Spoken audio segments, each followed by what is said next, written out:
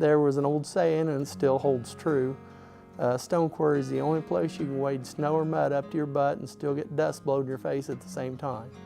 I worked at the stone quarry south of Casey for years, and the way that little quarry came about being is in 1926, Walter Newlands got together with 4 or 5 other businessmen, and they seen the need for ag lime in this area. So they started this quarry out. From then on out, it progressed for years and years. Became different entities actually, Western Materials, Medusa Aggregates, and then in '82, Vulcan Materials bought the quarry here south of town. It was in 1952, my mom approached my dad and told him that she wanted him to move back down here to Casey. They was living in Paris at the time. And he said, Betty, if I can get a job for 5 cents an hour more, we'll move. Well, he came down here and talked to, I think Les Corbin was the gentleman back then. He talked to him, and they paid him 6 cents an hour more, so they had to move. So they came down this area. That's how we ended up down here. In 1979, there became an opening down at the quarry, and my dad, he wouldn't hire me. He said, no, he said, you don't have any business working at the stone quarry. He didn't want me down here. Well, I went and talked to Les, and I think to this day, Les hired me just to begrudge the old man a little bit.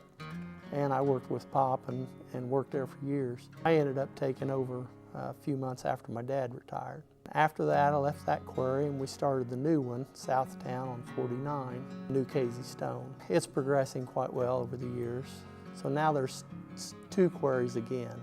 Years ago, there was actually, when it was Casey Stone, there was 2 quarries then. There was one south of Casey and there was the one north, and they called them North and South Quarry. The one south was for ag lime mainly, and the one north was for rock because of the different qualities of stone. And in the mid-60s, Frank F.F. Mingle, Frank Mingle, he started a quarry in between both of them, and that was for the rock for I-70. In between, I think Martinsville and Effingham was where that rock went. And that's pretty much all the story I've got, honestly, except for the gentleman I worked with at the old stone quarry was, excuse me, some of the best guys I ever worked with. They were a bunch of calm guys. You couldn't get any of them excited at all. It was family. It was family. We had about 10 guys working at the North Quarry. And you know, it was just camaraderie. Everybody was, we'd joke with each other and have a good time. Give each other a hard time, but nobody took it serious. It was always just it was a pleasant day to go to work. Oh, they was all special to me. Lloyd Athey and Frank Stewart, and the picture back there with the new load, with the loader on it and loading the truck and the drill in the background. That's the guys I worked with. I remember the day we took that picture. We had all the retired gentlemen come in, and well, I did. And I'm not in the picture. I took the picture. My dad was in there, Walt Ruffner, Frankie Stewart. I took the picture because I wanted to remember the guys, you know, the ones that was and the ones that did work there. This story is important to tell because without the stone quarry, the roads in this part of the country they wouldn't exist, actually. It started because of the ag lime, and the ag lime is a beneficial part of farming. The clover went crazy when they started putting ag lime on fields. The rock that we've taken out of the quarries over the years has went to every road in this part of the country, clear over to Effingham. It's got a decent vein. It's the Pennsylvanian layer, actually, is what layer this rock is. There's never been more than about 25 foot. That's about all the rock you got in this part of the country, with about the same amount of dirt on top of it. It's not easy to get to it. One of the old boys I worked with used to say that if the good Lord meant for it to get out of the ground, he would have made it closer to the ground, but we always got by and did what we needed to. It was fun over the years. I did it for 38 years before I finally gave it up. And I just got tired of putting up with the winters, and I decided this winter was going to be my last one.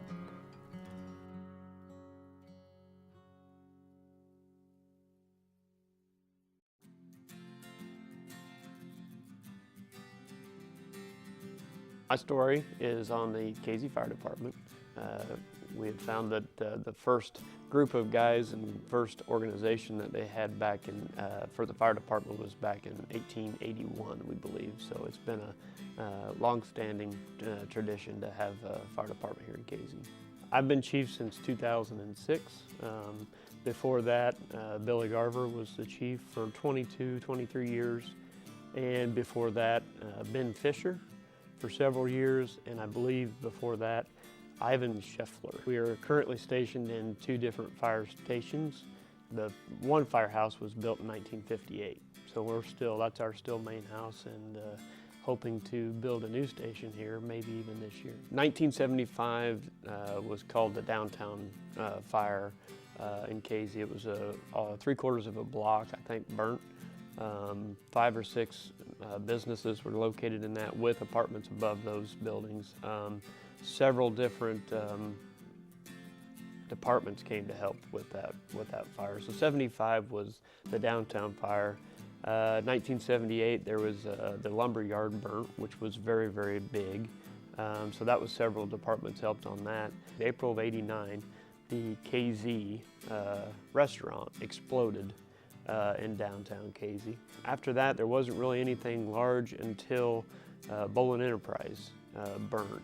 And I believe that was in 2005. We have 6 trucks, and we just recently, 2 years ago, almost 3 now, July of 2015, got our new truck.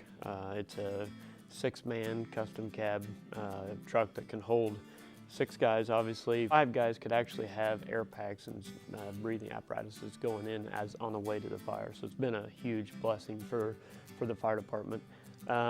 We recently switched from the city of Casey as a municipal fire department to a fire protection district. The fire protection district covers the city of Casey and the Casey Township only. So we're about 36 square miles of coverage area. Our full roster is 25 that we would allow on, and you can come on our department at 21 years of age, and then we ask you to step off when you're 65. We are volunteers, but the city and now the district board are willing to pay us $10 to go on a call, which isn't much, but we're not doing it for the money. It's everybody that comes on doesn't know that you get $10 a call. You're coming on to help and be a part of a service that is to give back to the community a little bit.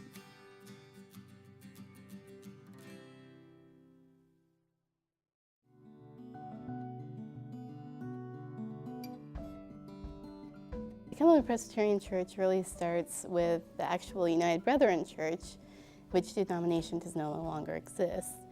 In 1893, Reverend Alva Button Roberts was the first Reverend of the United Brethren Church in Casey. She was actually one of the very first women, one of 2, to be ordained in the United Brethren denomination as far as the lower Wabash Conference went. And then she was assigned to the Long Point Circuit, which included Casey, which at the time did not have a church of their own. So she held what are called tent meetings about the west part of Main Street in downtown Casey.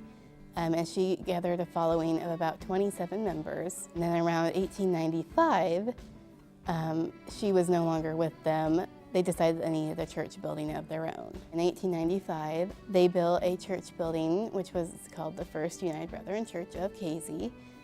And it was actually located where the current Trinity Lutheran Church is, but it's not the same building. In about 1912 or so, their congregation grew from about 30 members in 1897 to about, I believe it was 300 members. They very much grew a lot and outgrew their building, so they needed a new church. Which brings us to our current church building, and it's located on the corner of North Central and Alabama, where it is today. About 1912, they began to raise funds and plan the building of the church, and a wonderful group of women called the Ruth class at the time. I'm not sure how many members, but there were a bunch.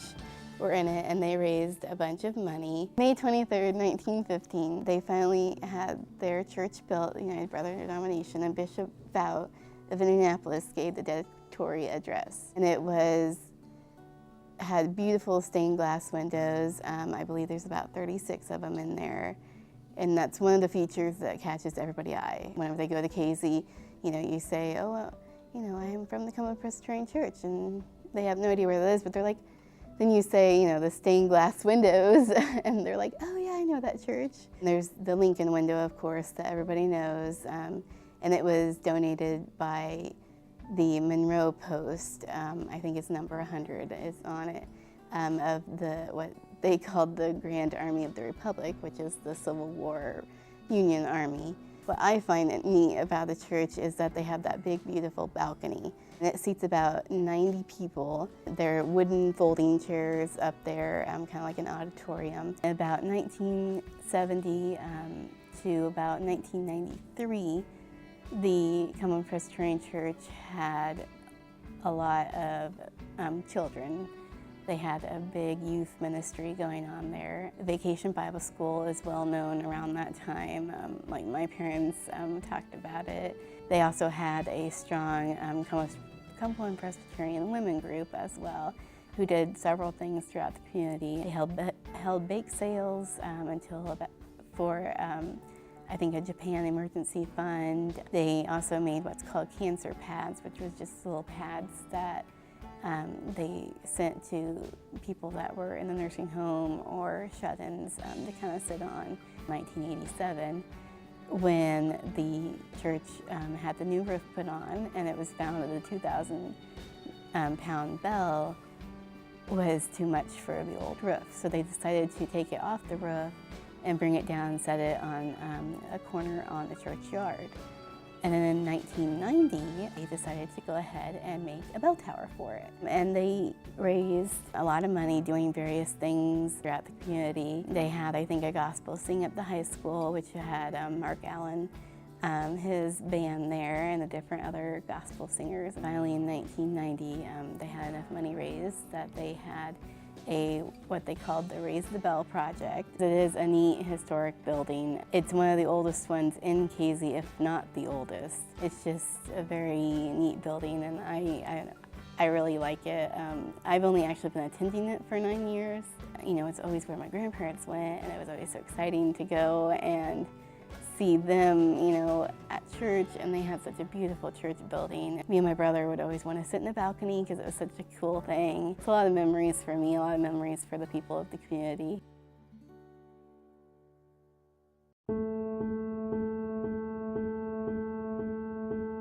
I'm one of these people that I'm not going to buy it if I think I can make it.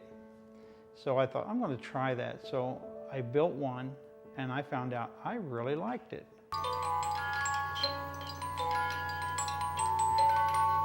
I tell everybody that this is not my talent. It never was, never will be. This is what God has given me as a gift, and it's my responsibility to do something worthwhile with it.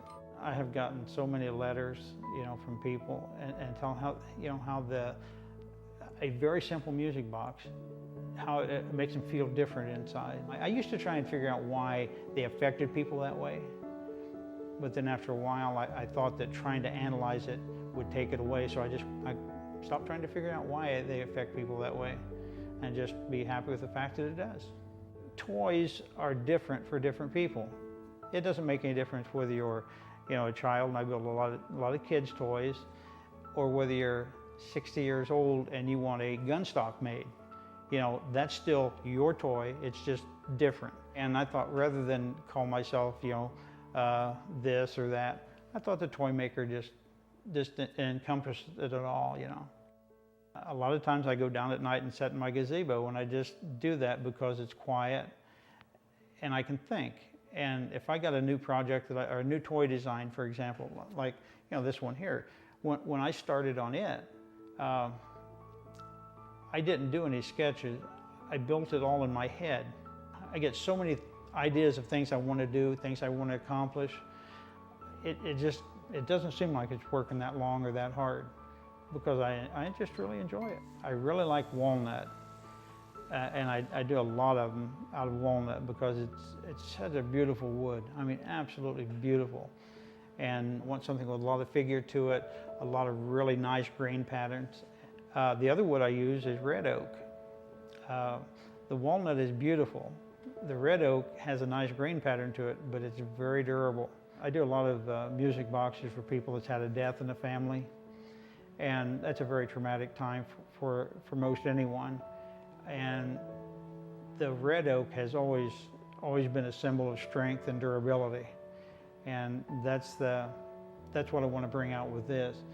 There's nothing is any stronger than more durable than a human spirit. It will get you by when nothing else does.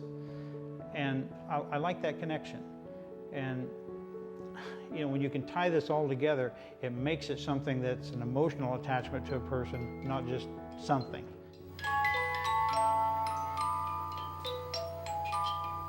I still like the idea that everyone has to be different in some way. I do a heart-shaped box with a rose carved on the lid.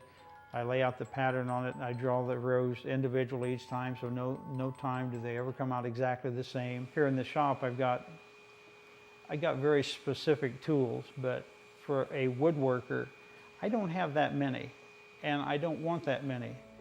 They've got all kinds of equipment that can make, you know, joints that are just absolutely flawless every time, and they got saws that'll do just amazing things, but I don't want those tools, because I think when you take away the skill level combined with the creativity, then you've taken away from it. And you can go uptown and you can buy a music box that's machine made, and it will be more perfect than what mine is, but it's still not handcrafted. There's no thought, there's no feeling, there's no emotion that goes into it. It's just a box, you know. But people who know me, they want that hands-on thing. When you do this, you're giving away a part of yourself. Every time that you either sell something or give it away, you're putting your thought, your feelings, your emotion, sometimes pieces of skin and blood, you know, you're putting it out there for somebody else. And I want to know that person.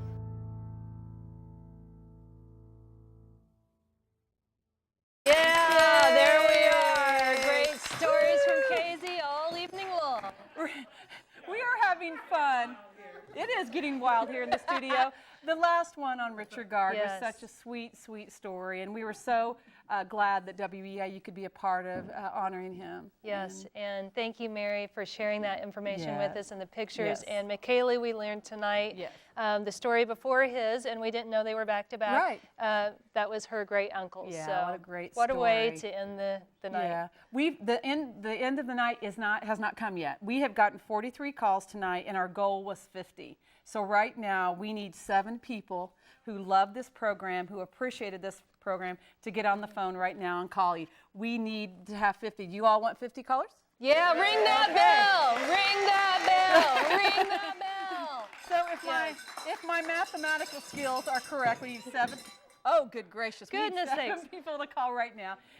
We've had such a great time in the studio tonight with all these people. Yes. We've shared a lot of laughs, and it's just been a great time. Give us a call right now. We've got one on the phone right there. Yes. That's my Aunt 6 Joyce. more. 6 more. So whoever's calling her, we got 6 more. We're Come not on. going anywhere until we hit that 50. We do it every single time. Yes, we we hit do. our goal. We hit it hard, and we know that you can do it. We say that every time. Well, you know, the people from Casey, you know, look at all the championships they've had with football and Oh, softball. yeah. And you know what? We need 6 more people Warrior to call right pride. now. So if you're a warrior and you want to support this program, we need 6 people. There There's we go. one. We So need 5 more. 5 more. Keep Who's them going to be the coming. next Get one? that phone blitz going. I'm getting we can goosebumps. do it. I am too. I I really just get love goosebumps. it. So that means somebody else is calling? You can do it. We believe in Casey. Okay. I Come on. believe in Casey. Keep them coming. We need See, 4 more. You I can believe do in it. Casey, and I don't even live there.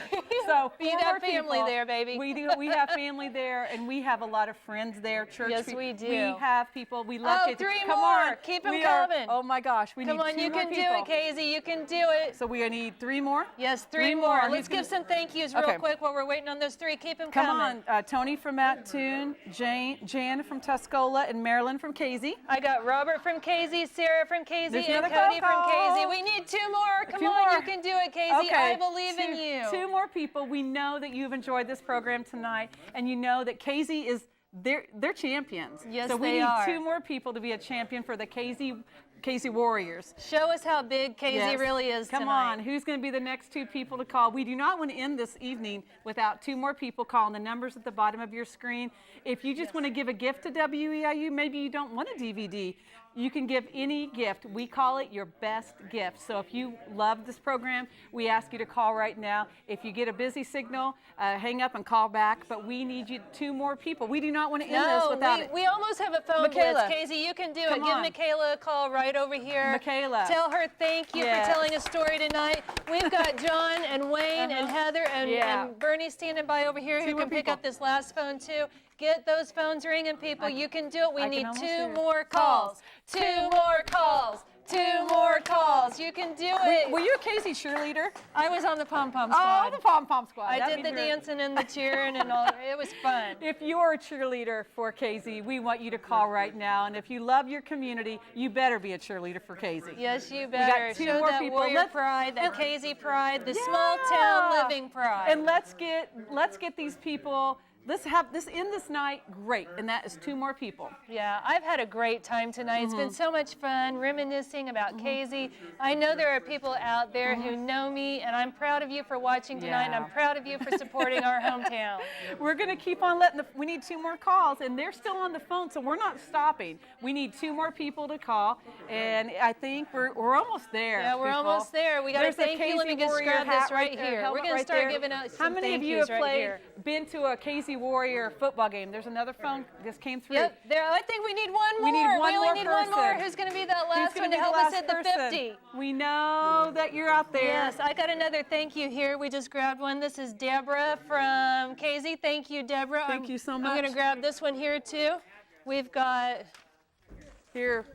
Mary Gard. Thank you, Aw, Mary Mary. from Casey. All right, Thank who else you do we so have? I'm going much. to We grab got it a couple over more here. people. We've also not gonna got let- Eva from Casey. Thank you, Eva. Was that the last one? Was that another phone ringing? Yeah, another one's ringing right now. Was but that keep it? on- Was that yeah. it? Was that 50? Well, I don't know yet. We'll see. We'll see. All right, well, keep them Keep 'em coming. I think calling. we might have hit it, but we're not sure. We'll No. let you know here in just a couple of minutes. We do not want to end this till we get everybody off the phone. So if you're that last person to call right now. We need you. I'm gonna go around and see who's on Yeah, the phone you go right here. ahead. We've got Brad from Casey. No, Charleston. Brad from Charleston. We have Sandy from Casey. We have, what's the first name on that one? Jim from Casey. Okay. And I don't know about that one yet. And we'll give a shout out to Sarah from Mattoon. Sarah from Matt. Yeah, that's great. I'm not sure if we hit the goal We yet don't or know not. yet, so let's keep on talking. Let's talk about how great Casey is and how many people, the storytellers, There it is right there. storytellers that have been a part of this program. There are 24 storytellers. There's 25 storytellers, 24 stories. We had such a great time with Casey, and this is the time of the night where we get super, super pumped. I know, I can feel it in my arms. I'm so excited. We get goosebumps. And we've talked about how great the people are that have done the stories for us, but let's give a shout out to every single person who has called tonight. Yeah. Give a shout out to them. Way to go, way to go. There goes Ramin across the set. That's okay, he's running the manual camera over here. A program like this does not they keep happen. coming. They're coming. Oh, I'm so excited. Way to go. This is what makes this fun, because you all that are watching are like, I love the excitement. We've been waiting for this excitement all night long. I know. Have you answered the phone yet? No, come on. Someone call Michaela. Yeah, somebody needs to call her. Someone Put your hand call on her. your Okay, phone. you want to say hi to Michaela? Whoever's on there? Okay, Michaela, get on the phone. Thank you. The time is running out, and we want to make sure that we are able to thank everybody who's called. Hey, Bernie, let's grab this microphone. Bernie, I want you to sit down here and give a shout out. Okay, I want to give a shout out to the Bradford wanted to family. talk to just a minute ago. From Charleston. You wanted to talk about the storytellers and give a first call thank from you, Charleston right? tonight. Oh no, actually, JJ called earlier from Charleston, so we want to thank him for calling. We want to. We've had such a good night tonight, and Ken's going to be talking to Bernie Morgan. So here you go, Ken. Bernie, I want you to give a shout out to the storytellers tonight. Thank you, Kian. Our storytellers have been magnificent in telling the story of Casey, both past and present. Thank you for watching. Casey, this is our story. And we would like to thank Bernie Morgan because Bernie was our first champion. He helped get this show off the ground. So Bernie, you've been a magnificent storyteller and a great champion for Casey tonight. Okay. Thank you. Thank you. Jana, you got some more thank yous over there? I sure do. Sharon from Casey, thank you so much. She was one of the, gosh, I know we have to be almost at 50 if we're not already Yeah, I think we're over. Keep them coming. Keep them coming. Wouldn't it be crazy if we got up to like 60? It would be, but who knows? I mean, don't know. Casey, you know what? When they've got a goal, they want to be champions. That's what they do. Okay, those of you who are not on the phone, why don't you come on up here? Yeah, everybody come on up. The people who aren't on the phone, come on up here. Come on up here.